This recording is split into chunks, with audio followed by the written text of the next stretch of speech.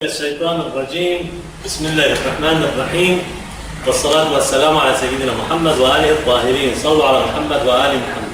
اللهم صل على محمد وآل محمد.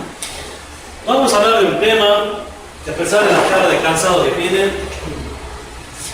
me parece que les va a interesar. ¿Qué es la escatología? El escatológico es algo demasiado crudo.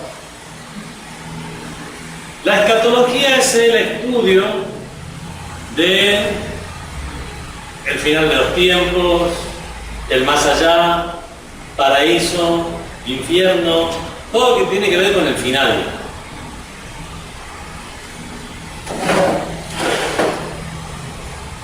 Le he puesto escatología y no más allá, porque no solamente vamos a ver más allá. El tema del final de los tiempos, el surgimiento y la manifestación del Salvador del final de los tiempos, lo que sucederá un poco antes, todo eso es algo escatológico. Y de la misma manera, todo lo que vendrá después. Así que en general, el tema es la escatología. Pero como estamos hablando de creencias islámicas, vamos a hacer más hincapié en lo que tiene que ver con el tema del más allá. Y así dejamos lo que tiene que ver con el Salvador del final de los tiempos para las clases de mahdismo, que cuando se la dé en algún otro curso, inshallah, así dejamos algo para el año que viene. ¿Qué curso vamos a dar después? Ya lo damos todo, ya lo ponemos en internet y listo, ya cerramos la versión. ¿Y todo esto, César, qué pasó? ¿Lo tengo que leer nosotros después? Sí. Sí. Así es. Gracias. Una de las creencias básicas dentro de todas las religiones reveladas es que la vida de un ser humano no termina con la muerte y que hay una continuación de la vida después de ella. El renombrado sabio Sayyid Muhammad Hussein Tabatabai, autor del libro Al-Nizam y de muchas otras obras más, menos conocidas, por lo menos entre los neófitos y más entre los especialistas, como obras de filosofía, como Bidayat al-Hikmah, Nihayat al-Hikmah, el principio de la sapiencia, el final de la sapiencia, que son libros de filosofía. Tiene una serie de 3 librillos que se editan como uno solo. El primero se llama La vida antes de la vida. El segundo es La vida durante la vida. Y el tercero es La vida después de la vida.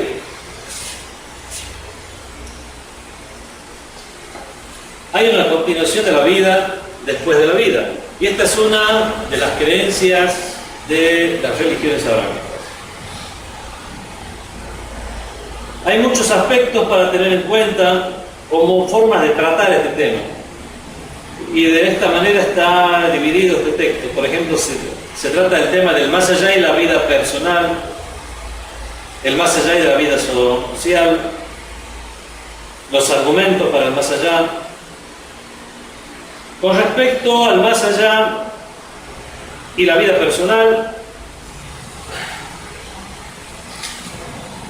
el más allá tiene obviamente una influencia directa en el comportamiento del ser humano, en la forma en que el ser humano se decide a establecer un control sobre su vida, sobre sus anhelos, sus aspiraciones, sus deseos, para que estén acorde con su cosmovisión. Una persona que sabe que el objetivo de la vida tiene un rol fundamental, escogerá y llevará a cabo sus acciones consecuentemente. Alguien que tiene la creencia certera de que este mundo termina y no hay absolutamente después nada más, ¿qué motivación va a tener para, podemos decir, cada vez ser mejor? ¿O tener un mejor trato con la sociedad? ¿O que el mundo esté mejor para después que él esté? Porque si yo ya no voy a existir más absolutamente, ¿qué me importa cómo el mundo esté? Aún cuando pueda llegar por una cuestión afectiva a interesarme por que el mundo siga para las personas que yo conozco, o porque tengo un amor por las personas en general. Aún así, esta persona va a terminar muriéndose. Y la muerte sí es el fin de todo. Primero, ¿para qué están en este mundo? Si están sufriendo, ¿para qué están sufriendo? E incluso, si la están pasando bien, ¿qué sentido tiene el segundo en el instante después haber sufrido o haberse divertido? En el instante después, ¿ya qué importa? 100 años de sufrimiento, 100 años de alegría, el instante después es la nada. Por tanto, ¿qué sentido tiene? Tanto para uno mismo como para los demás. Esa persona va a encarar su vida en este mundo, sus planes de vida propios de lo suyo, de una manera. Y la persona que tiene una plena conciencia y certeza de que existe un más allá, de que este mundo tiene un objetivo, y que existe una justicia divina que va a tomar en cuenta los más mínimos detalles, tanto de bien como de mal, que existe una eternidad de dicha, de sufrimiento, de alegría, entonces va a encarar la vida de una forma totalmente diferente. Por lo tanto, es algo indudable que la creencia en el más allá influye en la vida personal. Lean ustedes el texto. El más allá de la vida social. Bueno, la forma en que encaramos este tema es similar a la anterior, pero ya no solo en cuanto a la forma en que voy a desempeñar para los logros personales, sino para el logro de la sociedad, para el desarrollo de la sociedad misma. La convicción en la existencia de vida después de la muerte, además de influir en la vida personal del hombre, también tiene un impacto considerable en su vida social e interacciones con los demás. La creencia en el más allá y sus recompensas y castigos eternos juega un papel importante en su observancia de los derechos de los demás. Quiero tener una vida con los demás plena, buena, observar sus derechos, que se observen los míos. No solamente por una cuestión de legalidad, sino de moralidad también, de desarrollar las virtudes, porque todo eso no va a quedar en la nada, todo eso va a tener una trascendencia. Ya sea porque una persona esté en un nivel espiritual tal en el que deba ser incentivada por castigos y objetos de deseo y codicia como los premios y recompensas, o incluso, sobre todo cuando ya ha pasado ese nivel y se encuentra simplemente el hecho de querer un buen comportamiento porque sabe que en eso está la dicha espiritual más que las delicias mundanales que uno puede después llegar a gozar. Todo eso va a tener un efecto, un impacto importante en el trato con los demás y en el hecho que queramos que la sociedad esté mejor. Existen argumentos para el más allá. Argumentos para el más allá. ¿Cuáles son estos argumentos? Veamos los que se han elaborado. En los libros de teología se han elaborado una infinidad de argumentos, algunos más desarrollados que otros. Primero está el argumento de la sabiduría o de la hikma. El de la hikma. Hikma significa sabiduría o sapiencia. Allah es Hakim. Sabe y hace las cosas de la mejor manera. Esa era la definición, ¿no? Supongamos que alguien quiere comenzar en 2 meses a construir un edificio en una parcela de tierra. En primavera, y él ha traído un tractor y comienza a arar y a sembrar la tierra. 2 meses más tarde las semillas han germinado y han crecido, pero no han llegado a la etapa de cosecha. En este momento él trae una excavadora y comienza a excavar la tierra y a destruir todo el cultivo que hizo. ¿Tiene sentido todo eso? No. Ha destruido todo aquello por lo que se ha esforzado en las otras épocas del año. ¿Para qué? Dios puede ser que actúe de esta manera. Pero decimos, no, es imposible. Todo lo que hace, lo hace de la mejor manera. Lo hace con sapiencia, con sabiduría y con prudencia. Y es por eso que lo que lo hace de la mejor manera. Va a cosechar cuando llegue el momento de la cosecha y no va a arruinar todo el cultivo por el cual se ha esforzado.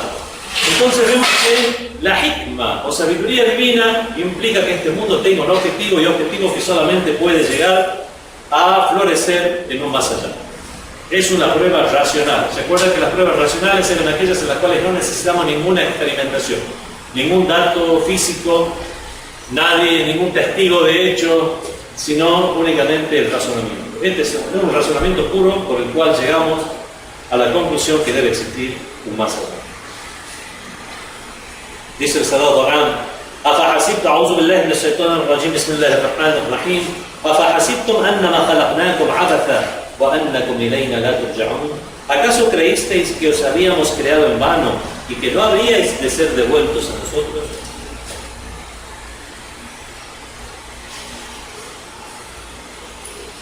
En resumen, el argumento de la sabiduría dice que Dios ha definido una perfección específica para cada criatura y ha dispuesto dentro de ella la capacidad de lograr esa perfección. Esa es la premisa. Segundo, Dios ha formado a las criaturas de una manera que ellas sienten el deseo y entusiasmo por alcanzar esa perfección. Tercero, el ser humano fue creado de tal manera que lucha por la perfección absoluta e infinita, por lo menos en dirigirse a la misma, aunque no llegue.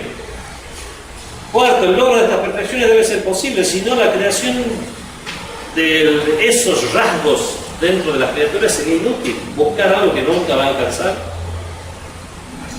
o que no le va a servir para nada. Dios no lleva a cabo ninguna acción vana e inútil porque le sapienta. El logro de las perfecciones en cuya búsqueda está en su búsqueda del ser humano no es posible en este mundo. Por lo tanto, la conclusión es que debe existir otro mundo que tiene la capacidad de satisfacer las aspiraciones inherentes del ser. Ese es, en resumen, el argumento de la hikma o de la sabiduría o sapiencia divina. Otro argumento de la justicia. Existe una reflexión de conceptos, obviamente, porque todo tiene que ver con todo, como habíamos dicho en la clase anterior. Este también, cuando hablamos de la justicia divina, hablamos de este argumento, que la justicia divina únicamente puede llegar a darse los más mínimos detalles en el más allá. Este mundo es un lugar de pruebas y responsabilidades. Debe existir otro mundo dentro del cual se encuentran los resultados de las acciones de este mundo. Todo individuo debe recibir lo que él o ella merecen para que la justicia se concrete. Dice el Sagrado Corán: tendrá detrás de sí el infierno y se le dará de beber un agua fétida, obviamente a los que se han comportado mal. La beberá sorbos con dificultad, casi sin poder tragarlas, y la muerte le vendrá por todos lados, pero no morirá, y tendrá tras de sí un severo castigo. Estas vemos que son leyes del Corán que hablan de un castigo, así como hay otras leyes que hablan de una recompensa que van a equilibrar las balanzas de las acciones. ¿Qué relación existe entre este mundo y el más allá? Habíamos dicho también en la clase anterior el famoso hadith del Imam Ali: haz en este mundo como si fueras a vivir para siempre, para el más allá, como si fueras a vivir mañana. La dicha del más allá está en función del comportamiento del ser humano en este mundo. Por lo tanto, hay una relación muy intensa, muy fuerte entre este mundo y el más allá. Según cómo sea el comportamiento de una persona en este mundo, eso va a definir su postura en el más allá. Dice el Sagrado Corán: أعوذ بالله من الشيطان الرجيم يومئذ يصدر الناس أشتاتا ليروا أعمالهم فمن يعمل مثقال ذرة خيرا يره ومن يعمل مثقال ذرة شرا يره. Ese día la humanidad saldrá en grupo para que les sean mostradas sus acciones. Así pues, quien haya hecho una pizca de bien lo verá, y quien haya hecho una pizca de mal lo verá. El Sagrado Corán enfatiza que en ese día ni la riqueza, ni los hijos, ni el estatus social por sí mismos resultarán en la proximidad de Dios. ¿Qué es lo único que valdrá en ese día? Serán las acciones del ser humano. Entonces, este mundo es para el más allá. Este mundo no es un objetivo en sí mismo. No estamos nosotros en este mundo para vivir eternamente en él, ni para que el ser humano encuentre su perfección aquí en este mundo, sino que es simplemente una vida transitoria para que los verdaderos logros podamos llegar a recogerlos, a cosecharlos en el más allá. Por lo tanto, la persona, según su comportamiento, va a ser la creencia en el más allá, va a ser decisiva para su eternidad en un paraíso o en un infierno. Entonces vamos a analizar más el tema acerca de los castigos y recompensas, ahora sí ya de una forma más académica, porque todo esto ha sido simplemente describir lo que en general creen las religiones abrazadas. ¿Por qué un ser humano que ha cometido malas acciones por unos 80 o 100 años debe ser castigado durante millones de años o incluso más, la eternidad? Esta cuestión no se plantea en cuanto a la cuestión de la eternidad del paraíso, porque el océano de la misericordia es extenso y las recompensas del paraíso son un signo de esta misericordia. ¿Por qué alguien hace esa pregunta con respecto al infierno pero no la hace con respecto al paraíso? ¿Por qué vamos a ser castigados eternamente? ¿Por qué van a tener esas delicias eternas? Bueno, primero seamos justos y preguntemos las dos cosas. Para responder a esta pregunta debemos tener en cuenta varios puntos. Primero, los castigos de la otra vida no son como los castigos de este mundo. No son iguales. Estamos hablando de otro plano de la existencia, otro plano existencial, por lo cual un castigo en este mundo será de acuerdo a las variables que rigen este mundo. Y un castigo del más allá será de acuerdo a los criterios, variables y forma en que las normativas o leyes que rigen del más allá. Alguien que roba va a pasar algún tiempo en prisión, pero el castigo de la otra vida son los efectos de las acciones del ser humano. No es solamente un robo por el cual nosotros en este mundo lo que queremos hacer es contener la maldad de esa persona mala. No queremos, incluso el espíritu de la religión no es vengativo, es de contención, contener ese mal para que no se siga expandiendo. De esta manera, ese es el objetivo que se pretende con un castigo en este mundo, y no una venganza. Pero ¿cómo hacemos con el más allá? Con el más allá hay un castigo ya no solamente por un bien material que una persona haya podido robar, ni siquiera por un alma o por la vida que una persona haya llegado a tomar, en forma injusta, obviamente. Sino que ya hablamos ya de toda la serie de consecuencias que ha podido tener esa acción. Imagínense una persona que es un corrupto, sobre todo un corrupto a nivel macroeconómico. Cuando tenemos una corrupción en los diputados, los senadores, cuando llegan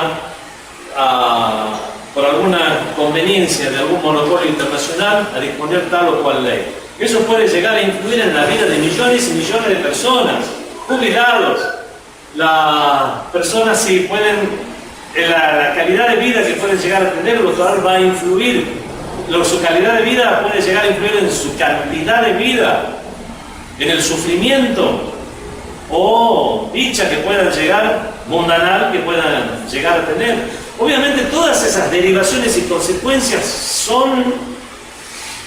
no son dimensionables en este mundo, porque hay cuestiones psicológicas, hay cuestiones que tienen que ver ya, como hablábamos en la clase anterior, acerca de la calidad de vida a la que está habituada una persona, en el cual cambiar sus hábitos de vida, lo cual ya implican también un efecto, si no es físico, un efecto psicológico tremendo. Todo eso es imposible de dimensionar en este mundo. No podemos llegar a establecer una pena en la legislación. ¿Cuántos meses de cárcel hay que darle a una persona que realmente lo que hizo fue cambiar el destino y la calidad de vida de millones y millones de personas? ¿Cuántas penas de muerte serían ahí para poder llegar a compensar lo que este hombre puede llegar a haber hecho? Es por eso que hacemos una diferencia y siempre pongo ejemplos de estos tiranos lectores como Saddam o Hitler o el faraón, porque estamos hablando ya de personas que no únicamente no han cometido algún error que ha podido llegar a afectar a una o dos personas, sino que vemos que ha afectado a millones de personas, a una sociedad y al futuro de una zona, y por qué no de generaciones y generaciones que arrastrarán tras de sí. Que lo que están haciendo ahora el sionismo de Palestina es algo que no ha afectado solamente a unas cuantas miles de personas de un pueblo o unos cuantos millones de personas de una nación, ha afectado a generaciones y generaciones que todavía siguen viviendo y naciendo en grandes campos de refugiados. La Franja de Gaza es un gran campo de concentración. ¿Por qué se quejan si tienen mar? Es un campo de concentración que tiene un mar que ni siquiera pueden desarrollar la actividad marítima ahí. Están encerrados. Egipto no los deja pasar por el paso de Rafah. Por el otro lado, tienen que pasar diferentes tipos de controles para visitar a sus familias, mujeres embarazadas que para ir 15 kilómetros tienen que pasar como si fuera 150 kilómetros por todos los controles, idas y venidas que hacen. Y esto es algo que sucede hoy en día, y no solamente en el 48, cuando fue que llegaron a anunciar su estado, el estado de Israel. Entonces vemos que ya no es una acción que fue cometida por una persona y afectó a una familia. Está afectando a generaciones y generaciones, su calidad de vida. No tienen una nacionalidad definida, no tienen calidad de vida. No solamente eso, viven a metros de personas que tienen la mejor calidad de vida. Ellos están siendo tratados como subhumanos. Vemos que todo este tipo de injusticia es imposible de dimensionar. ¿Cómo sería la compensación monetaria para estas personas? ¿Puede existir una compensación monetaria? Dicen los hadices del profeta que cuando a una persona le falta el respeto a su hermano en la fe, no puede llegar de ninguna manera a compensarle esa falta de respeto. No hay forma. Aunque le diera todo lo que está en el mundo, lo que hay en él, no puede llegar a compensarle esa falta de respeto. Porque ya padeció eso. Ya ha padecido esa falta de respeto. Cuando dice el Sagrado Corán, el respeto a un creyente es mayor que el respeto que se le debe tener al Kaaba. O sea, es mejor destruir la Kaaba que faltarle el respeto a un creyente. Imagínense el hadith fuerte. Entonces vemos que si eso estamos hablando de cuestiones morales, imagínense ya no solo faltarle el respeto, sino la cantidad de crímenes que se producen. ¿Cómo se puede llegar a compensar eso? Eso no es dimensionable de ninguna manera, ya no solo en este mundo, sino incluso en el más allá. El cual, es por eso que un castigo de este mundo, los castigos de la otra vida no son como los castigos de este mundo, porque ya no solo se basan en una legislación limitada para la limitada mente humana y las limitadas capacidades y recursos humanos. Al ya no haber limitación, lo que se hace ya es tomar en cuenta todas las aristas y derivaciones que puede llegar a tener una actitud. Dos, es un error pensar que la relación entre cometer un pecado y su castigo se basa en el tiempo. Es un error que tenemos los humanos porque nosotros estamos limitados por el tiempo. Cuando una persona, por un tipo de personalidad que tiene o por la forma de ser que tiene una visión para con los demás, a veces esa visión que tiene para los demás, esa falta de respeto que tiene para los demás, la forma de denigrar a los demás que tiene, puede incluso no llegar a manifestarse nunca. Por miedo a la legislación, por miedo a la ley, por falta de oportunidad. Pero ya tiene esa forma y esa visión. Hay algunos que la manifiestan, llegan a cometer algún crimen.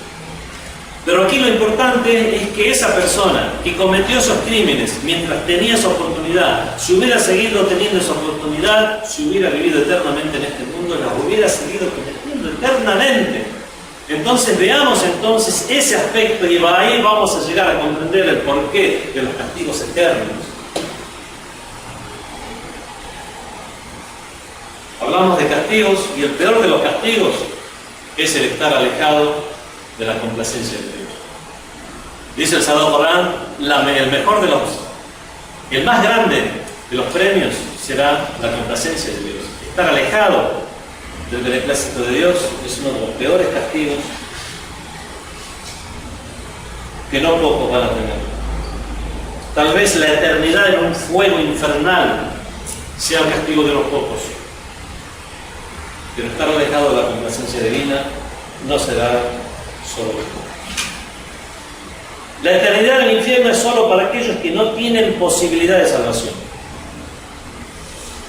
Hay algunos gnósticos musulmanes que incluso llegaron a afirmar que no existe un infierno eterno. En todo caso existe algún infierno por miles y hasta millones de años a lo mejor, pero eterno. No, el Corán habla muy claramente y lo dice. Amenaza con un castigo eterno, y esa amenaza no es una amenaza en vano, porque Dios no hace cosas en vano. No es una mentira por conveniencia. Realmente no hay castigo eterno. Pero yo les digo para que se asusten y se porten bien. Tampoco una forma figurada. No es una forma figurada. Existe tanto el castigo corporal y físico, pero sobre todo el mayor es el castigo espiritual y anímico. Eso sí, la existencia del mismo no significa que sea tan generalizada. La mayoría de los sabios shías dicen que realmente son muy pocas personas. Ahora, poco o mucho, no sé quién es el que diferencia. Pocos son 2 o 3, o 3, 4 millones, o 5 o 6 veces, 4 mil veces, mil millones de veces las personas que existen en la humanidad, no lo sé. Pero son pocas las personas que serán eternizadas en el fuego. Y que realmente la mayoría de las personas lo que van a hacer es pasar su tiempo bastante interesante en el fuego para llegar a ver, depurar su persona, su personalidad de cualquier atributo de bien viciado. No va a quedar en ellos ningún rastro de vanidad, ningún rastro de envidia, todo ese tipo de cuestiones se van a depurar. Para algunos es suficiente con que sean depurados en este mundo. Hay algunas cosas que les suceden en este mundo que los hacen reflexionar, pensar, ven los vanidosos, ven la insignificancia de su ser por cuestiones que les pueden suceder en este mundo, y ahí realmente vuelven en sí y se dan cuenta que la vanidad no tiene ningún sentido, ellos no son lo mejor de la creación y el mundo gira a su alrededor, y ahí se dan cuenta por fin de que existen otros criterios, que el mundo no solamente se divide en yo y los demás. Si aquellos que cometieron, digamos, actos malos, pero que son creyentes y que van a estar, digamos, por un lapso de tiempo, ¿qué pecados son esos que llevan, por ejemplo? ¿Cómo se sabe? Todos los tipos de pecados imaginables, mientras los cometa un creyente, el creyente por el solo hecho de ser creyente significa que ya tiene una visión de Dios, tiene una visión de un profeta, en el cual los respeta, los considera sagrado, lo cual ya es un chispazo, un punto de partida que siempre lo va a tratar, es como un ancla, que va a hacer que no pierda de todo el horizonte y el norte. Y que si bien tenga que depurar acciones, malas acciones, malos comportamientos, maledicencia, mirada, fornicaciones, todo ese tipo de cuestiones que puede llegar a haber cometido, ¿qué son? Segundos, milenios, no sé cuántos serán, pero incluso las personas creyentes que tengan pecado tendrán que depurar esos pecados. Obviamente, hay formas también para ir cubriéndose incluso ante pecados cometidos. Uno es borrar los mismos como las buenas acciones. ¿Sí? Hay un concepto muy repetido, muy reiterado en el Sagrado Corán, dice yubaddilu sayyi'atu hasanat, cambiar las buenas acciones por malas. Dice que las malas acciones por buenas. Que incluso malas acciones van a ser computadas como buenas. No es que van a ser anuladas y no tenidas en cuenta. 40 negativos lo vamos a poner positivo. O sea, es como, no es que le vamos a anular las 40 negativas que tiene y listo, queda foja cero y comencemos de vuelta. No, las 40 negativas se van a convertir en 40 positivas. ¿Cómo? Bueno, hay diferentes tipos de virtudes. Todo eso está en los hadices, los profetas que hablan del profeta y los imanes, que hablan de las diferentes virtudes, la limosna para el huérfano, para el indigente, el hacer el bien a la sociedad, la sala o limosna permanente, que es cuando alguien construye una escuela, una mezquita o algo, bueno, que después permanece en el tiempo. Todo ese tipo de cuestiones hacen que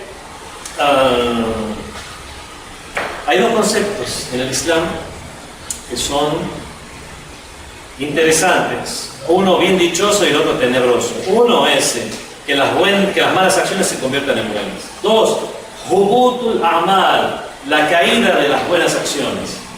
Alguien se comporta pero muy bien, pero realmente lo que tiene es soberbia de religioso. Ya hablé de la soberbia de religioso otra vez. Tiene la recompensa de sus rezos, de sus ayunos. O por ejemplo, cuando alguien da una limosna, pero después la echa en cara. Lo que hace es inmediatamente anular la recompensa de esa limosna. Hace un favor y después lo echa en cara.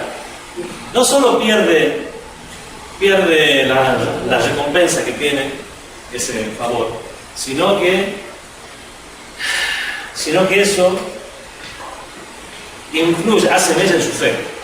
La envidia carcome la fe, así como se carcome el fuego a la madera. Una persona envidiosa no es solamente, bueno, envidia a otro, voy a tratar de no verlo, pensar en otra cosa, no, comienza a carcomer la fe, por lo tanto hay que luchar contra ese sentimiento.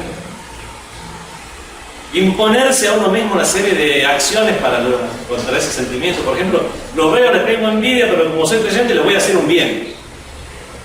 Ese tipo de cuestiones, o sea, bueno, y de esa manera, con ese tipo de actitudes, o como dice el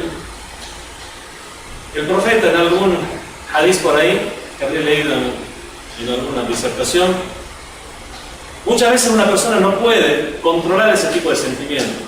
Bueno, no es un pecado mientras no lo manifiesta en primer lugar, pero por lo menos no transgreda. Por lo menos, si tiene ese sentimiento, que no llegue a la transgresión. Y después, inshallah, si insiste en ese tipo de buen comportamiento, que es el de no llegar a la transgresión, a pesar que no le tenga buena estima a esta persona, inshallah, Allah va a hacer que uno pueda llegar a cambiar su propia manera de pensar. Es un error pensar que la relación entre cometer un pecado y su castigo se basa en el tiempo. La eternidad del infierno es solo para aquellos que no tienen posibilidad de salvación. El que tiene posibilidad de salvación se va a salvar. Se va a salvar. Recuerden el tema de la shafa'a, de la intercesión de los imames, la intercesión de Fátima Zahra, la intercesión del imam Hussein, la intercesión del imam Ali. Todo ese tipo de intercesión de los grandes, y no solamente de ellos, creyentes comunes pueden llegar a interceder también. Un mártir intercederá por lo menos por 40 personas de su familia.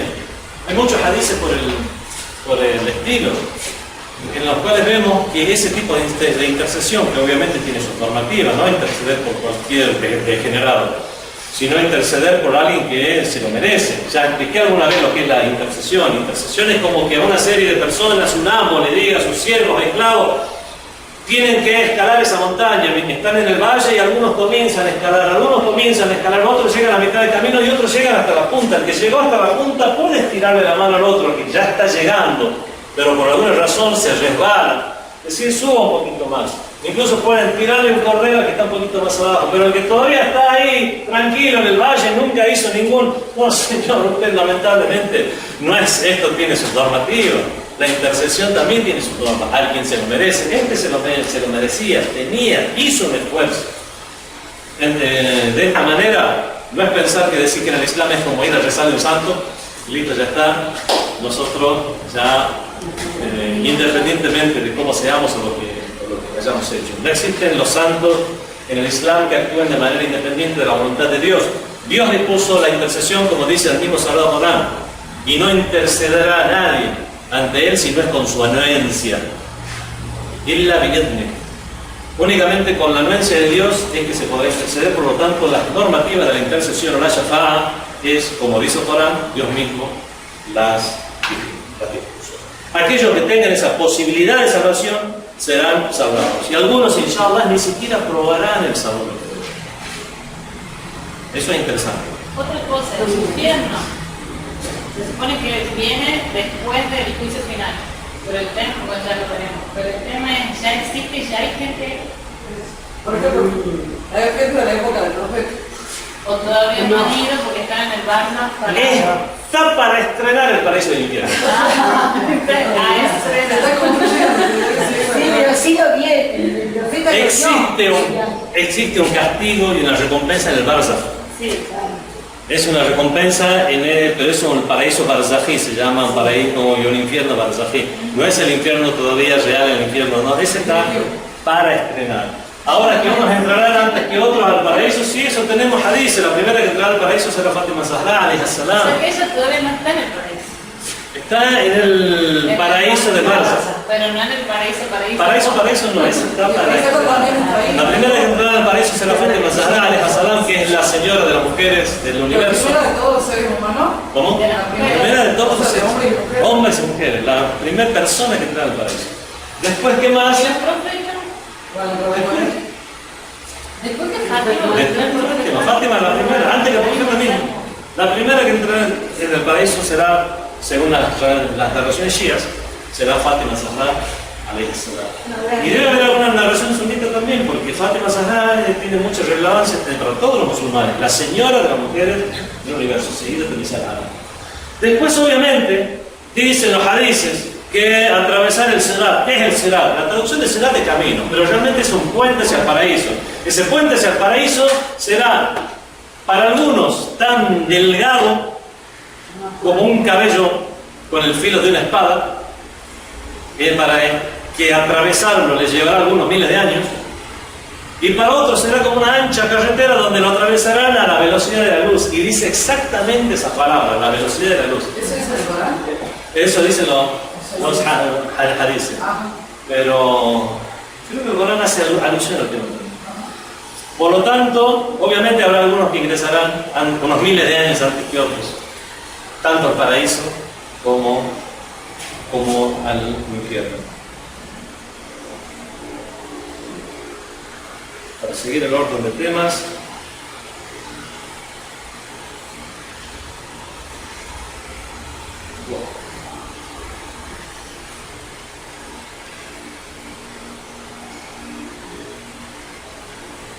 tenemos entonces el tema de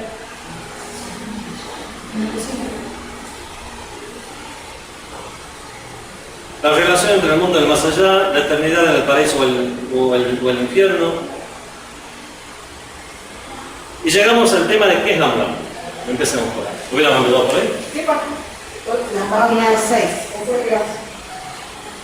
En árabe, el Sagrado Corán usa el verbo yatawaffa.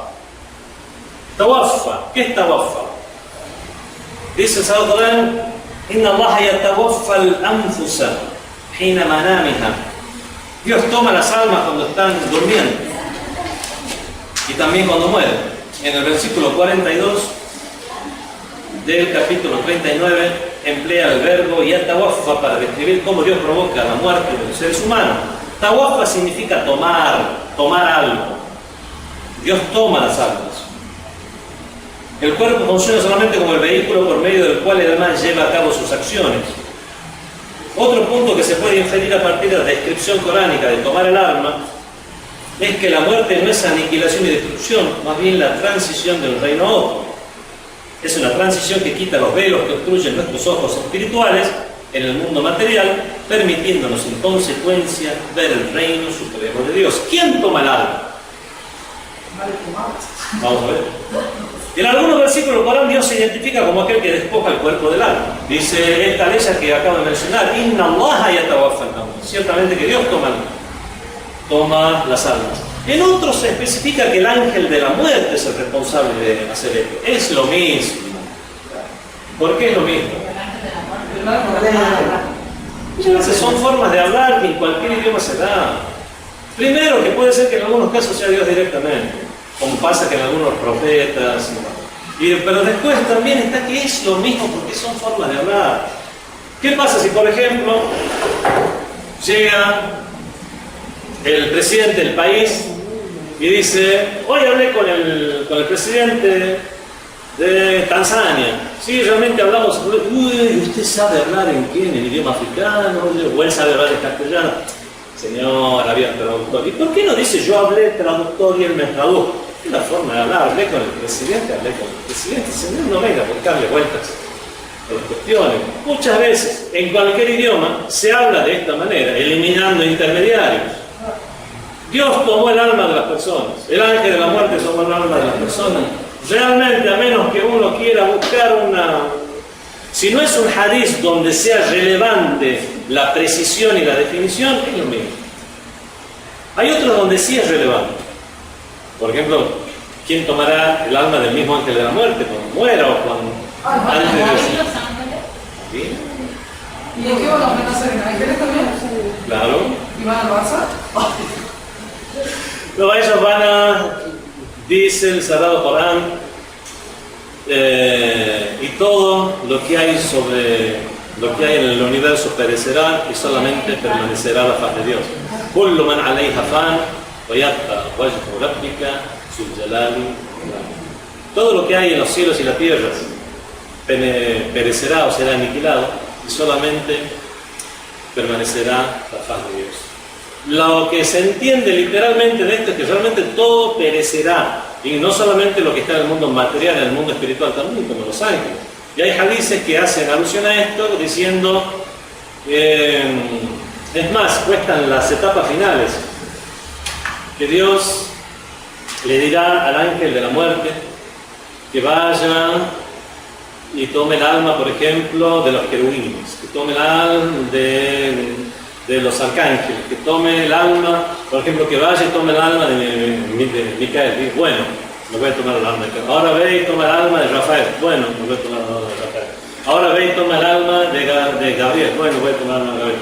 Ahora, bueno, va a llegar a este mundo, o que Dios mismo será el que tome el alma de la muerte. Bueno, hay hadices que hablan de esta manera y hay otros hadices que se refieren que no, que realmente todo lo que permanecerá la faz de Dios significa todo aquello que tenga un carácter divino permanecerá. O sea, todas las cosas buenas que tengan un carácter divino permanecerán, y en eso están el profeta, los imames, los ángeles, bueno, son formas, sí. Algunas tienen mucho simbolismo, sí. ¿Y habrá vida en otro planeta o no? Porque si va a desaparecer todo, bueno, obvio también. Es el orden del universo el que va a ser trastocado, ¿no? Y eso pasará en unos cuantos segundos, en unas cuantas horas, en unos cuantos días, en unos cuantos mil años, en unos cuantos miles de millones de años. Para Dios no hay diferencia de tiempo. Aburrir que no se va a aburrir. En el libro de autoconocimiento habla de cuando la persona muere, que pasa, digamos, a otro. No, va al Barça. Sí. Pero tomando otra forma. Un cuerpo barzají, me dicen. Eso también es según como uno, según las características culturales de la persona que esté leyendo el tema. Si una persona dice, yo entiendo lo que es otra dimensión en el cual una persona, como si estuviera aquí en una Matrix y salgo de la Matrix y ahora me doy cuenta que este es mi mundo real, puede llegar a visualizar eso como realmente estamos aquí en un cuerpo diseñado para esta realidad virtual y vamos a estar ahora con otra área de la realidad virtual con otro cuerpo. Si uno lo ve de esta manera, son dos cuerpos diferentes. Ahora decir, si mi cuerpo es mi persona, y en otro lado, donde yo estaré y me reconoceré, por lo tanto tendré el mismo cuerpo. No habrá diferencia. Una interpretación, digamos, que no. Le han preguntado a los grandes sabios del Islam, ¿cómo puede ser un cuerpo barzají? ¿Cómo puede ser que una persona tenga un cuerpo sin que haya materia? O forma sin que haya cuerpo. Dice, ustedes cuando se ven al espejo, ¿no ven una forma donde no hay un cuerpo? Sí. Será algo similar. Y eso no significa que va a ser exactamente de la misma manera. Es para darles a entender que puede haber una forma sin que haya un cuerpo. Y por lo menos les dio un ejemplo que ellos entienden.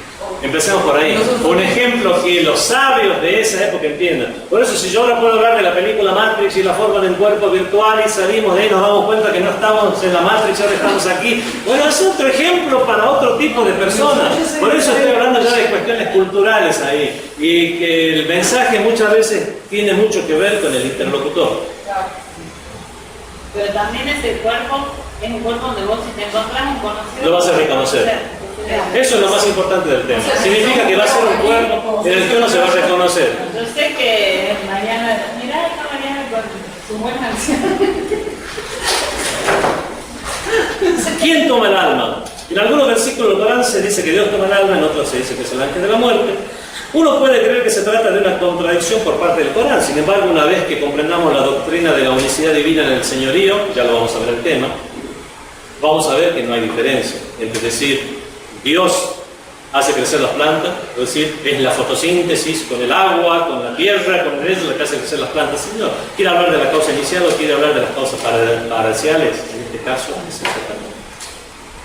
A pesar de que Dios es el agente último de todas las acciones que tienen lugar en el mundo, no es incorrecto atribuir esas acciones a sus agentes y a las causas inmediatas como atribuirla a la causa inicial. Anhelo o temor por la muerte. Uno de los criterios que el Corán emplea para reconocer a los verdaderos creyentes es que sus sentimientos hacia la muerte son de expectativa y anhelo.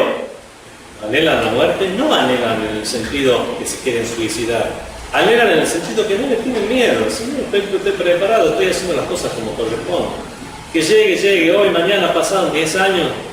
Aceptan, Dice el Sagrado Corán, di si se os reserva exclusivamente la morada postrera, porque algunos judíos de esa época decían el paraíso es exclusivamente de nosotros y de nadie más.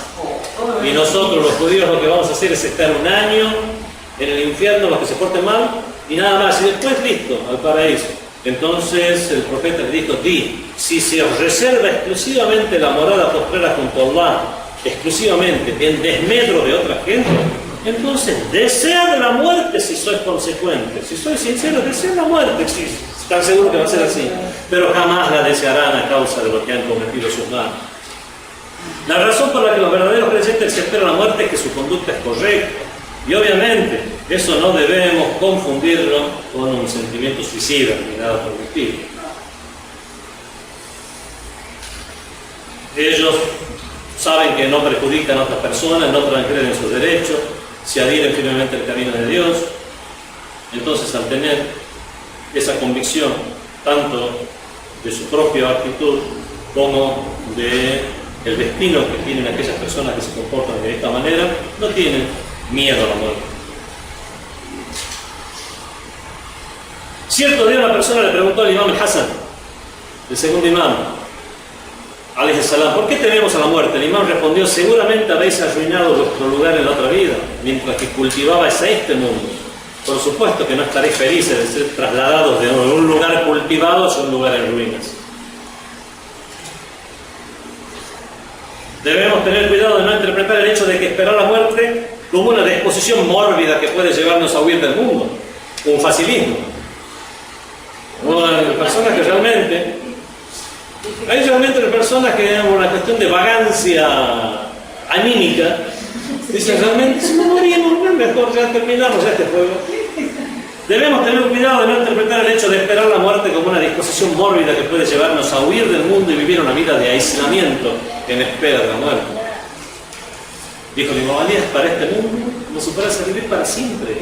Estudien, trabajen, pongan dinero al banco, desarróllense para vivir bien en este mundo y sin estar pensando únicamente en el bolsillo y tratar de tener una suficiente tranquilidad material y anímica. Hay que tener un poco de dinero. Trabajen y para de esa manera poder desarrollarse intelectualmente, espiritualmente. Por lo tanto, hagan por este mundo, desarrollen, piensen en ustedes, en sus familias, hagan en este mundo como si fueran a vivir para siempre, pero para el más allá, como si fueran a morir mañana. Tengan sus cuentas en claro, tengan sus comportamientos correctos.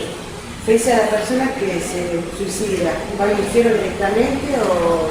Nosotros no tenemos la concepción católica de que son excomulgados, no deben ser enterrados en el cementerio. Muchas veces me han llamado para hacerme ese tipo de preguntas, obviamente influenciados por la cultura cristiana católica imperante en esta cultura, en el cual si un católico se suicida, creo que no lo entierran en el mismo cementerio de los padres católicos, entierran en otro, que no tierra Tierra Santa, bueno, ese tipo de cuestiones. Entonces, influenciados por ese tipo de creencias, como que eso forma parte de la religión, muchas veces me han llamado. No tenemos esas normativas en el Islam, y eso que el Islam tiene normativa, ¿no? Tiene la Sharia. Pero eso no es porque consideramos que no hay problema con suicidarse, todo lo contrario, uno de los peores pecados es suicidarse. Solamente que, bueno, hay muchos pecados, y si vamos a estar excomulgando a todos los musulmanes por cada pecado que cometan, no vamos a enterrar a nadie, no cerramos la entrada del cementerio islámico directamente. No, obviamente es un pecado muy fuerte, muy fuerte, en el cual obviamente habrá atenuantes ante Dios. Una persona que llega a suicidarse obviamente es una persona que ha llegado a un grado de desesperación terrible. Ante Dios ese estado de desesperación puede llegar a ser un atenuante. Dios sabrá, y Dios es misericordioso. Nosotros no vamos a juzgar a una persona. Lo único que sí vamos a decir y sostener es un pecado incurable. Porque ninguna persona tampoco se suicida de la noche a la mañana, o sea, ya viene una cosa que va aumentando en el tiempo, una depresión. Ahora, si eso de lo vamos a excomulgar es para decirle no se suiciden y para no fomentar el suicidio, bueno, señores, es como que un padre le diga para que te portes bien, si le dice te voy a asesinar si te portas mal. Bueno, ¿a dónde está el correctivo ahí? ¿A dónde está? O sea, en ese sentido se han pasado de raya, me parece que el catolicismo, porque realmente tampoco está en ninguna, por lo menos explícitamente, esto ni en el libro, ni en el Antiguo Testamento, ni en el Nuevo Testamento. Pero bueno, esos son producto de los Creo concilios. que Papa Francisco de Chavo, en el que ahora no lo perdona, no, no sé qué le iba así, no va a pasar. Y los ritos islámicos para el entierro es igual, ¿no es cierto? No hay diferencia. No hay absolutamente ninguna diferencia. Obviamente cometió un gran pecado. Eso no hay que olvidarse. Ni no hay que dejar de decirlo tampoco. Para que no se lo tomen tampoco a la antigua. El mundo intermedio, el Barça, la primera etapa de la vida, de la otra vida y la etapa final de este mundo se da al momento de morir. En ese instante en el que una persona todavía está viva, sus ojos se abren a las manifestaciones de la otra vida. Uno sigue vivo, todavía no se ha muerto. Y ya llega a Sakaratul Maut, la borrachera de la muerte, la embriaguez de la muerte, en el cual uno comienza a ver cosas que se comienzan a descorrerse velos del más allá y puede llegar a ver cosas del mundo del Barça, cosas buenas como cosas malas. Para el creyente, aquel que ha tenido una vida plena de buena gente, va a ver al ángel de la muerte como una persona, un ser bello que se le va a acercar y prácticamente como pidiéndole disculpas, vengo aquí a cumplir, me han ordenado prácticamente, y le va a sacar su alma de forma tan suave que una persona se va a dejar. Pero para la persona que no sea tan correcta, sino todo lo contrario, el ángel de la muerte se lo va a manifestar de una forma horrorosa, terrible. Ya estoy aquí, che. Algo así, la forma en cual va a ser terrorífico y se lo va a sacar el alma ya no despacito, tranquilo. Creo que hay algunas narraciones cuál es como sacarse una media bien ajustada, en el cual va a ser algo terrible en forma repentina, y por lo cual va a ser muy traumático para las personas que no se han comportado correctamente. ¿Eso está en las narraciones islámicas? Sí, y vamos mucho más allá todavía. Las personas que han tenido muy buen comportamiento y han establecido una conexión espiritual, anímica, religiosa con los imames de Ahlul Bayt, inshallah, lleguen los mismos imames de Ahlul Bayt para esta persona tranquilizada. El que realmente estableció un vínculo con el imam Hussein en Ashura, por el Arba'ín, por tenerlo presente en su vida, leer la ziyara de Ashura, podemos decir, va a decir, este era de mis seguidores, y si es de mis seguidores yo no voy a llegar para comportarlo. En el mismo libro de la alquimia del amor se habla de que Sheikh que era místico de Jabal Hayyat, que llegó a un cementerio y dice, siento un olor a perfume de manzana. Ese es el olor del imam Hussein. Algún creyente seguidor de él seguramente fue enterrado aquí hace poco. Bueno, ese tipo de cuestiones en el cual nos dan a entender que hay personas que dicen que ven al profeta, a los imames, y si no a personas de esa categoría, a personas buenas que vienen a acompañarlos. Y que esa persona no ha sido tan creyente, pero lo acompaña creyente. Puede ser también. Hay tantas personas y voluntades humanas y personas que merecen ayuda como personas ha habido y habrá en este mundo. Cada uno tiene su situación particular. A lo mejor no es creyente, pero porque las condiciones lo han empujado a realmente no se han topado con la creencia, pero realmente tenía a lo mejor la capacidad, y hay otro que se le ha dado todo y no ha aprovechado para nada esa creencia. Habrá personas que sí, que son muy buena gente, y aún así, por ejemplo, hay personas que se le han dado muy pocos deberes, pero los han hecho, esos pocos. Y hay otros que se les ha dado mucho, y han hecho muchos deberes, pero es mucho más lo que han dejado de hacer teniendo la capacidad.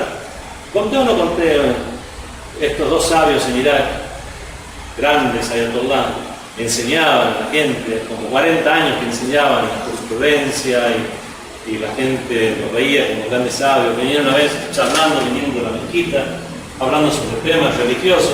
En un momento dado ven que había un edificio, unos 4 pisos o algo, un bebé que se estaba prácticamente en una ventana y todos miraban que se va a caer, y miraron así y dicen, se está cayendo.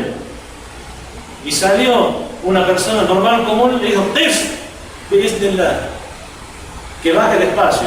Y lo agarró como que vieron como que bajó despacio. El bebé lo puso ahí y hasta le daba vergüenza seguir con la gente. No, ahí está, listo. Estos dos digan, no, vamos a ver quién es este. Es Wali min Awliya Allah, una persona, un santo de Dios. Entonces, venga para acá. ¿Usted quién es? No, nada, yo soy albañil. No, pero ¿qué? ¿Tiene algún estudio? ¿Tiene alguna práctica religiosa? ¿Hace el rezo de la noche? No hago el rezo de la noche. ¿Qué hace usted en especial? ¿Ayuna? ¿El ayuno preferible? No, yo hago el ayuno ramadán. Nada, no. Bueno, esta persona, ¿qué hace de especial? Se puso a pensar, yo lo que hago es cumplir con lo que Allah me dijo. Yo una vez lo escuché, gente así como ustedes, sabios mismos, si le hacen caso a Allah, Allah le va a hacer caso a ustedes. Yo le hago caso a Allah, hago los rezos, hago el ayuno, no miento, no, así simple nomás, trabajo en el campo, más que nada. Y yo dije, si Allah, yo le hice caso, que le haga caso a Allah. Y esta persona es tan simple como eso. Somos nosotros los que mayormente no hacemos cosas tan simples. Realmente nuestros rezos los hacemos como corresponde al principio del tiempo. Hacemos nuestro ayuno como corresponde. O únicamente pasamos hambre y sed como dijo el Imam Ali. Hay tantos que lo único que aprovechan, lo único que se llevan del ayuno es pasar hambre y sed. O sea, y el beneficio espiritual a dónde está. Entonces vemos que comprender las cosas simples. Una vez a este mismo sabio, no sé si lo conté ahora en la clase anterior, que este mismo que nos decía que en sus países tienen que hacer más hincapié en las creencias, que en la práctica, que eso venga sola. El mismo religioso, una vez se le preguntó, denme una receta para alcanzar altos grados espirituales. Querían como algún ayuno especial, algún día del año en especial, algún tipo de limosna, algo. Miren, cumplan con lo que dicen los libros de leyes prácticas. Rezar, ayunar, pero háganlo bien. ¿Cómo eso sucede? Van a alcanzar un alto grado espiritual. Pero la mayoría no lo alcanza, porque no lo aplica bien. Son esas cosas nada más, rezar, ayunar. Las virtudes morales más comunes, ni siquiera hay que venir a filosofar sobre las mismas y los vericuetos que puede llegar a tener este tipo de pecado, tiene este velo en especial para tal tipo de bendiciones. No mentir, no robar, ser honesto, no hablar mal de los demás. Todo ese tipo de cuestiones normales y comunes que están en el sentido común, apliquen eso por lo menos, y ya va con eso. Yo les aseguro, no solo la salvación, sino la trascendencia espiritual. Cuando al fin llega la muerte, dice Sábado Corán, a uno de ellos dice, Dios mío, hazme volver, quizás así pueda hacer el bien que deje de hacer. No son sino meras palabras, pero detrás de ellos habrá una barrera, un barzah, hasta el día que sean resucitados. Es por esta ley que se le puso barzah a barzah.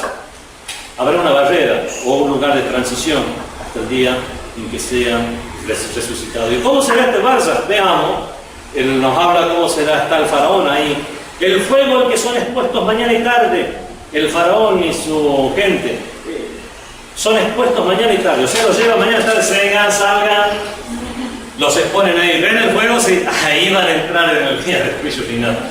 Es un castigo más que nada anímico, porque ahora no se están quemando en ese fuego, son expuestos al fuego. Sí, ahí van a entrar.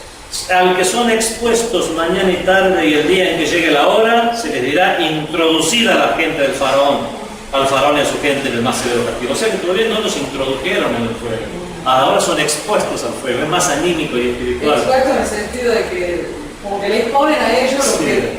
¿A dónde van a estar y cuál va a ser su final? Bueno, en el barzah, no solamente una persona va al barzah cuando muere, en el estado de sueño. Dice Allah, Dios toma el alma de las personas cuando están durmiendo y también al morir. El estado de sueño es algo que todos los seres humanos experimentan. El estado de sueño es muy similar a la vida en el mundo intermedio o barzah, porque es un estado entre la conciencia y la vida activa, por una parte, y la muerte por el otro. Los sueños que vemos se parecen mucho al modo de vida en que vamos a llevar en el mundo intermedio. En los sueños no vemos formas, no escuchamos voces, no vemos distancias, a una arriba, a una abajo, no reconocemos a personas y aún así, ¿podemos decir que hay un cuerpo? No. ¿Hay algo físico? No. Todo está en otro plano. Bueno, es para dar acercar ideas, no que exactamente las cosas van a ser así, para que uno se dé cuenta de cómo habrá en ese lugar cuerpo, forma, tiempos, que los tiempos no serán los mismos que los de este tiempo. Y así podemos llegar a comprenderlo. Pero sí se sufre. Claro. Pero ese tipo de sufrimientos vemos que igual que los sueños no es un sufrimiento real, es un sufrimiento igual es más anímico. O sea, no es que realmente se va, en el bálsamo, ¿no? Se va a quemar una piel, sino a lo mejor uno sueña que se quema y está sufriendo en el sueño, así como uno sueña con delicias, en un lago, en unas cascadas, en flores, ¿no? ¿Sí? No, pero en el Barça, inclusive había películas y todo, o libros y artículos que hablan. Hay niveles del Barça. Los artículos que yo he visto hasta ahora y las películas que he visto que se han hecho sobre el Barça hasta ahora son muy incompletos, porque realmente las narraciones hablan de una cantidad de niveles de personas. Hay personas que están en el Barça como si fueran que están en el paraíso, y hay otras que están como si estuvieran encerradas, ningún llegaran a estar conscientes de que están en el Barça siquiera. Que están en un estado, no sabrán si están durmiendo, si están como una pesadilla eterna las personas que realmente no se han comportado bien. Nunca van a estar conscientes realmente de a dónde están, es simplemente como una pesadilla y una tortura constante.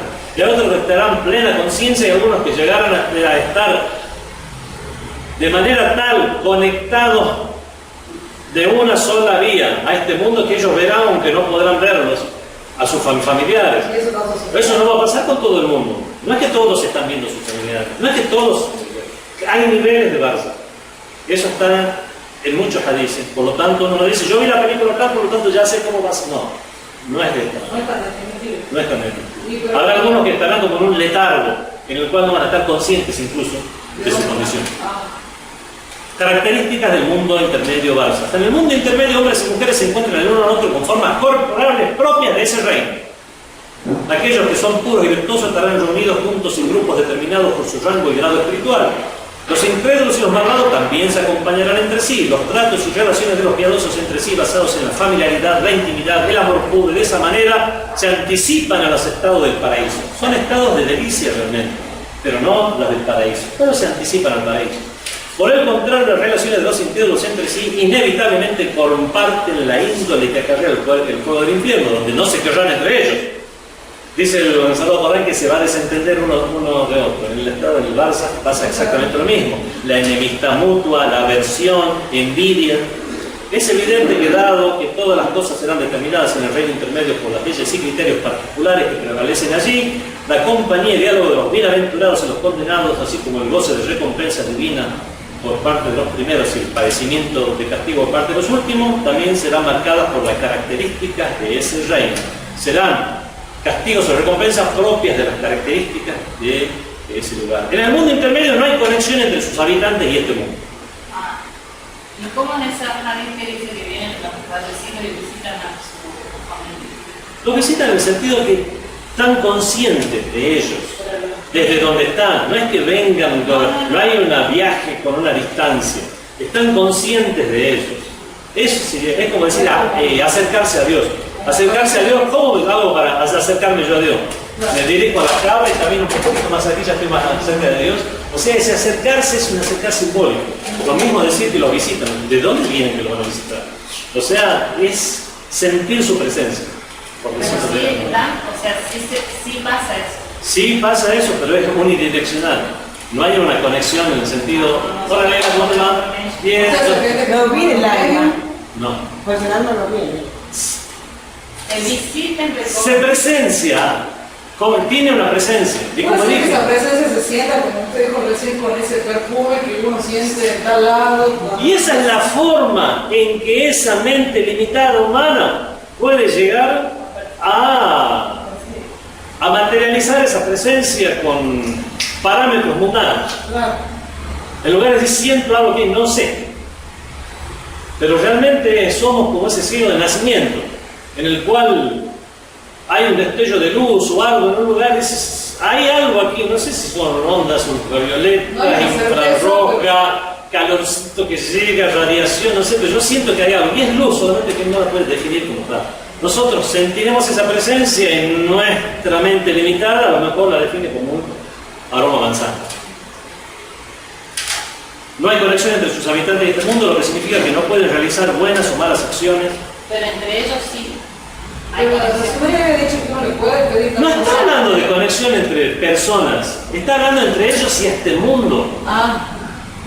O sea que todavía no es como cuando estaban aquí, que algo puede de este mundo pues, puede llegar a afectarles de alguna manera como para que cambie su condición allá. A menos de esas excepciones que yo dije, la limosna permanente. Esa es la conexión con el mundo, no con los habitantes del mundo. Yo decía los habitantes del mundo y los habitantes ahí mismo, Entre ellos sí, ya lo dijo hace un momento, habrá estado de amor, fraternidad, de amor puro y habrá estado de aversión entre los incrédulos, por lo tanto obviamente están conscientes entre unos de otros. Pese a veces sucede, bueno, pasó varias veces, cuando alguien está por morir, uno siente ruido en la casa, como dice que se viene a despedir. Yo te digo, a veces siento. Sí, porque como dije hace un rato, ya comienza en el momento de la muerte lo que se llama Sakratul Maut, la borrachera de la muerte, en el cual es un estado especial que tiene la persona, estado anímico, estado espiritual, puede llegar a descorrerse velos para ver el más allá. Por lo tanto, uno también presiente, porque yo voy presintiendo algo, siento algo distinto en mi rutina que... no es una regla fija en el sentido que todo seguro les pasa eso, pero hay muchas personas que les pasa, porque ya tiene que ver con el grado. No es solo grado espiritual. Hay personas que tienen mejor olfato que otros. La intuición. Hay personas que tienen olfato real. Y al momento que vienen, hay un olorcito en la calle y dicen, está pasando ahí, ¿cómo se llama? Una persona que vende bizcochos. Y a lo mejor otro que está aquí dice, ¿cómo se dio cuenta? Hay personas que tienen mejor olfato que otros. Y hay otras personas que tienen olfato y usan ese olfato para ser personas que trabajan en los parques de perfumes. O sea, usan ese olfato para su actividad. Sí. Hay personas que tienen capacidad espiritual, pero no les importa lo espiritual. Claro. Hay personas que tienen capacidad espiritual y la usan para lo espiritual. Hay personas que a pesar de no tener una vida espiritual pueden llegar a sentir cuestiones espirituales, porque tienen la capacidad, aunque no estén interesados en ese tipo de temas. No. Se está entendiendo lo que estoy diciendo. Por lo tanto, no es solamente que tiene la capacidad espiritual, es que es una persona que reza mucho. No, la capacidad en sí, que ya tiene. Dios ha distribuido los dones de manera diferente, así como ha distribuido las estaturas, los colores de piel, estatus socioeconómico. De la misma manera, la sagacidad mental, intelectual, muchas veces en los niños, que uno los ve y dice, ¿siente de dónde? Y es una cuestión genética. Y de la misma manera, la predisposición espiritual, muchas veces hay personas que la tienen más que otras. Hay faquires de la India donde sin tener, podemos decir, una religión o algo, un motivo legítimo, religioso, por el cual hacen sus cosas y más, las aplican para el mal muchas veces y vemos que tienen esos dones. Porque son dones que a lo mejor tienen muchas personas de la humanidad y ellos los desarrollan con alguna especie de técnica. Y esa es la diferencia entre milagro y no. El milagro no puede ser aprendido y enseñado. En cambio, estas cuestiones que hacen los familias de la India, sí, son cosas realmente raras que pueden llegar a ser. Muchas cosas no tienen explicación física, es cuestión metafísica, no sé, o ¿cómo se le dice ahora a este tipo de gente? Bueno, tiene un nombre, psico algo. Sí, para para psicólogo, ese es el nombre. La mayoría de parapsicólogos son chantapsicólogos. Sí, realmente son mentiras. ¿No? Pero realmente puede haber ese tipo de cuestiones porque existe ese tipo de fuerzas en la naturaleza, como el Corán que habla, o la Biblia, que habla de los brujos de la época del faraón, o de las personas que a través de las estrellas sabían que iban a ser Jesús, o ese tipo de cuestiones. La sopladora del mundo, ese tipo de cuestiones como pueden llegar a existir, como posibilidad no la negamos del todo, porque no significa que creamos toda esta serie de mentirosos que salen por ahí ofreciendo cualquier cosa en el diario. Como decía, leí una frase hace poco que decía, si los videntes son tan videntes, ¿por qué no se ganan las loterías? Si los sanadores son tan sanadores, ¿por qué no pueden alejar la muerte de ellos mismos? Bueno, la mayoría de estas cuestiones son inventos. Pero vemos que hay personas que tienen más capacidad para algunas cuestiones, entre las cuales están las espirituales. Por eso, si la respuesta es que las personas que ven o tienen ese tipo de experiencias ante la muerte son por su religiosidad, porque leían el Corán, no. Pero si tenían esa capacidad y leían el Corán y eran buenas personas y tal, la van a tener mucho más en un camino correcto. Y lo van a definir mucho más, van a comprender mucho más lo que está sucediendo. ¿Qué pasa cuando una persona conoce lo que es el magnetismo? Ha estudiado física, un doctor en física, y de pronto ve una piedra que a los metales los atrae. Y dice, claro, ¿qué es esto? Un imán. Y una persona que no ha estudiado esto y ha tenido la oportunidad de ir a una montaña y ver, atrae las cosas, debe ser una fuerza misteriosa. Bueno, los dos vieron lo mismo, pero una persona, por tener el conocimiento pleno, lo entendió y la otra persona no lo entendió. Hay personas que tienen esa capacidad intrínseca de presenciar esas cuestiones espirituales, pero que no las comprenden por no tener esa cosmovisión más acorde a la realidad, no va a entender qué está pasando. Y a lo mejor lo que transmite de lo que está viendo sean desvaríos. O uno los interprete como desvaríos, porque no se corresponde con ninguna religión, no se corresponde con nada que uno conoce. Escatológicamente hablando, el destino de la Tierra será que va a desaparecer la Tierra, será alcanzada por un gran terremoto, se derrumbará, aquello que contiene llegará a la superficie, los mares se dividirán, las montañas se moverán y chocarán, convirtiéndose en infinitos montones de tierra que luego se dispersarán, como dice el Sagrado Corán, el día que la Tierra sea cambiada por otra tierra. O sea, todo el sistema, como nosotros lo conocemos, va a llegar a su fin y la Tierra será cambiada por otra tierra. La desintegración de las estrellas, también el Sagrado Corán habla de que la Tierra así como habla que la Tierra experimentará una gran transformación para adaptarse al mundo final, también las estrellas, el Sol, la Luna, todo el orden que existe en el universo dejará de existir, reinará el caos, el Sol y la Luna colapsarán uno con otro encima, la bóveda del cielo que rodea y protege la Tierra se desvanecerá, será la atmósfera o será realmente las galaxias que la circundan, no sé. Las galaxias se volverán materia fundida y el humo llenará todo el cosmos. Entonces vemos que eso pasará al final de los tiempos. O sea, mientras haya seres humanos nosotros, ya sea cuando haya seres humanos, como dicen las narraciones, sí, habrá seres humanos.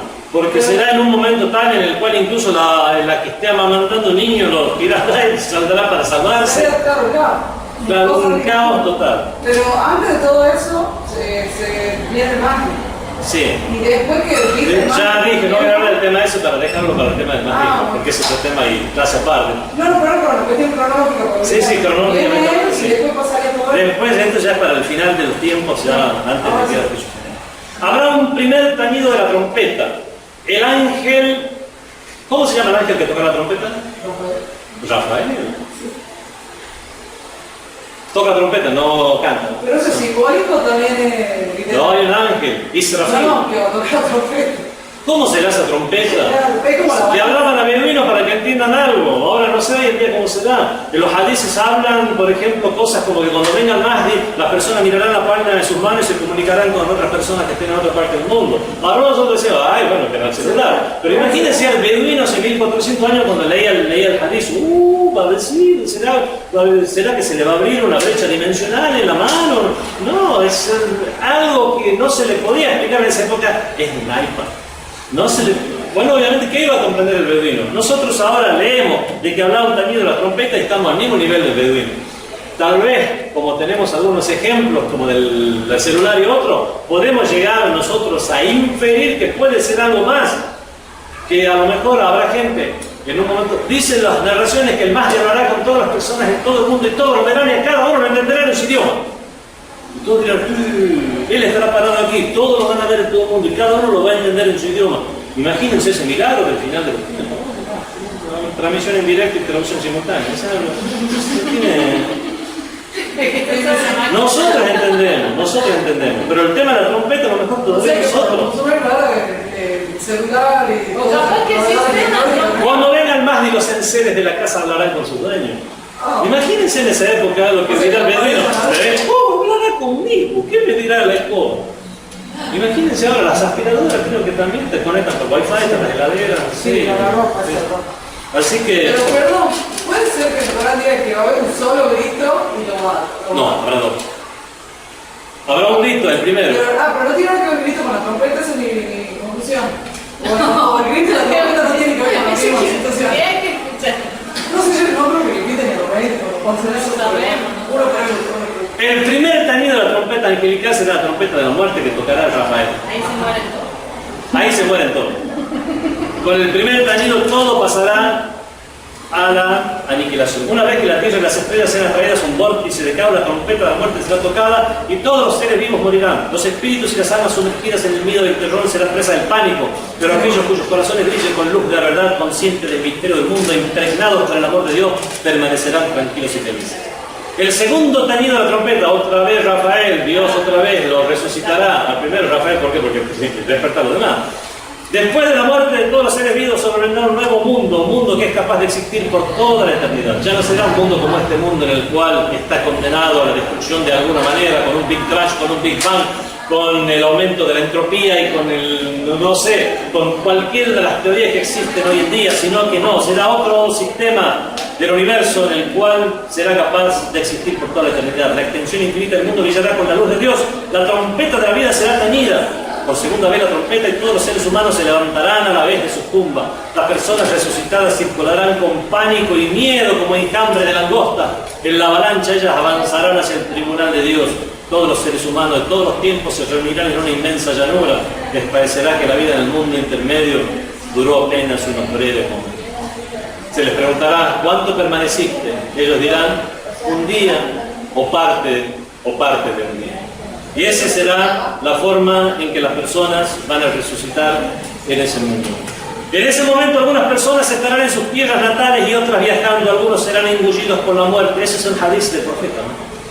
Algunos serán engullidos por la muerte cuando estén a punto de ponerse un bocado de comida en su boca. Otros estarán hablando con sus amigos y sus almas serán tomadas antes de que puedan terminar sus palabras. Finalmente la muerte habrá alcanzado a todos los seres humanos. Pero Israfil, Rafael, seguirá tocando la trompeta hasta que todos los manantiales y ríos, todos los edificios, árboles, montañas y océanos se estremezcan y sean enterrados en el corazón de la tierra. ¿Terminó la historia? No, en la mitad de la historia.